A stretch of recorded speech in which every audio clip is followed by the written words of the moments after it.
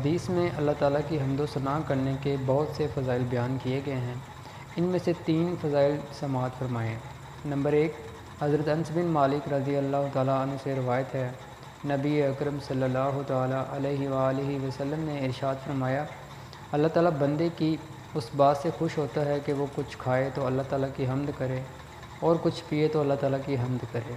مسلم شریف کی حدیث ہے۔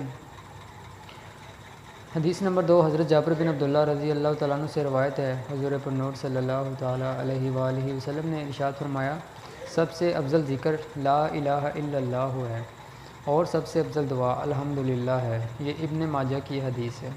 حدیث نمبر 3، حضرت انس بن مالک رضی اللہ تعالیٰ عنہ سے روایت ہے، حضور اقدس صلی اللہ تعالیٰ علیہ وآلہ وسلم نے ارشاد فرمایا، جب اللہ تعالیٰ اپنے بندے پر کوئی نعمت نازل فرماتا ہے اور وہ نعمت ملنے پر الحمدللہ کہتا ہے تو یہ حمد اللہ تعالیٰ کے نزدیک اس کی دی گئی نعمت سے زیادہ افضل ہوتی ہے۔